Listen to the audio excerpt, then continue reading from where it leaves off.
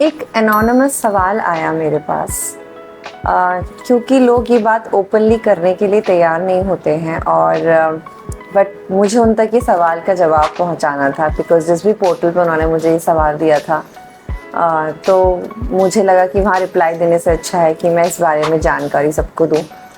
और वो सवाल सुनने से पहले आपको पता है आप भी मुझसे सवाल कर सकते हैं, आप मुझे सब्सक्राइब कर सकते हैं और आप मुझे बता सकते हैं कि आप मुझसे किस बारे में बात करना चाहते हैं।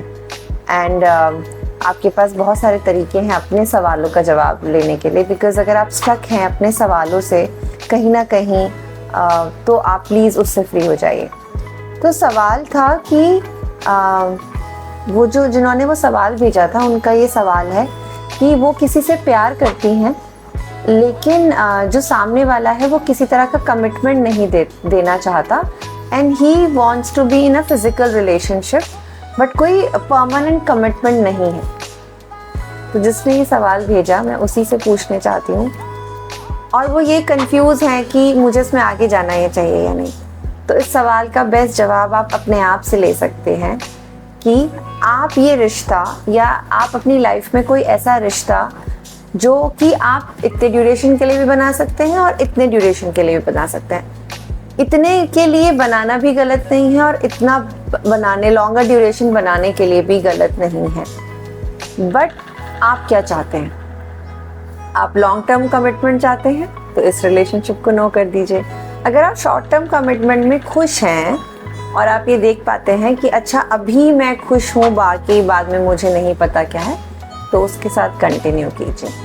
क्योंकि हर किसी के लिए हर एक सिचुएशन अलग पैरामीटर से दे सकती है। बट इस बात का जर्नल सवाल का जो जवाब है वो यही होगा कि अगर आपको इस प्रेजेंट अगर आप ऐसे इंसान हैं जो शॉर्टर ड्यूरेशन हैप्पीनेस से खुश रहते हैं तो इसको जी लीजिए। अगर आप ऐसे इंसान हैं जो लॉन्गर टर्म कमिटमेंट्स देखते हैं और आप भी वैसा ही दूसरों के साथ करते हैं बट आपके साथ सामने वाला कुछ फुलफिलमेंट नहीं कर रहा है तो उसको कंटिन्यू मत कीजिए।